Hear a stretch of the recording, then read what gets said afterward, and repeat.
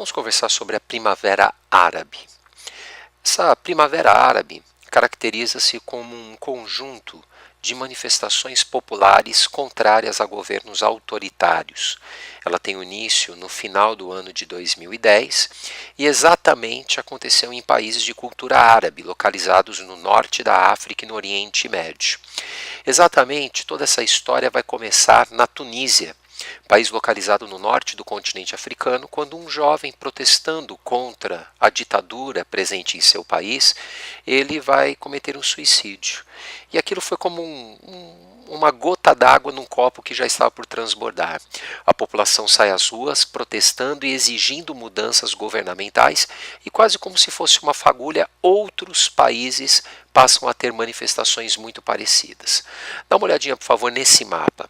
Aqui você vê vários países do Oriente Médio onde tivemos manifestações.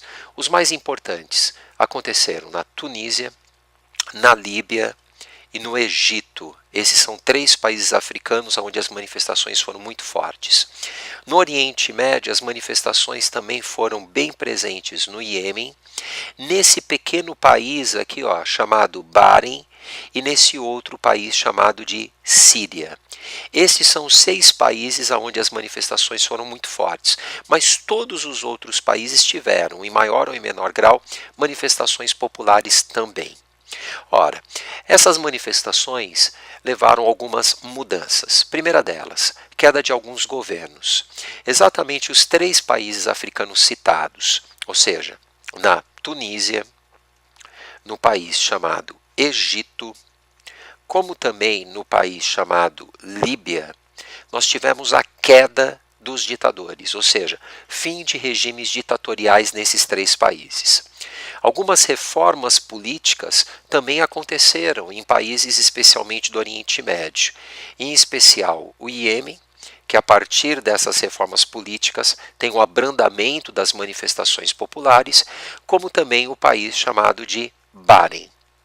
Agora, tem um país que ainda hoje vive uma situação conflituosa, uma verdadeira guerra civil, que é exatamente a Síria. A Síria tem, na Primavera Árabe, algumas manifestações começando e que vão até hoje gerar aqui muita instabilidade. De um lado você vai ter o governo, representado pelo ditador Bashar al-Assad. Bashar al-Assad, ele faz parte de uma minoria religiosa nesse país, a minoria chamada de Alauíta. Os alauítas, eles correspondem a uma espécie de vertente do islamismo, uma vertente mais exótica do islamismo xiita. E exatamente contra esse movimento alauíta, você vai ter os sunitas. Evidentemente, os sunitas, eles lutam pelo poder. Eles querem controlar esse território, querem controlar esse país. Ora, tivemos ao longo desse conflito o governo sírio sendo acusado de usar armas químicas na tentativa de acabar com os movimentos sunitas e teve um forte apoio de um país. A Síria tem o apoio da Rússia, é um país muito próximo da Síria e que de certa forma dificulta intervenções internacionais no território sírio porque a Rússia está do lado deles. Agora tem também uma coisa curiosa, exatamente ao longo desse conflito surgiu um grupo chamado Estado Islâmico, que agora os meios de comunicação falam bastante. O Estado Islâmico é um movimento sunita radical. Esse movimento sunita radical, ele vai ter aqui um objetivo bem claro, que é criar um califado no Oriente Médio. O que seria um califado?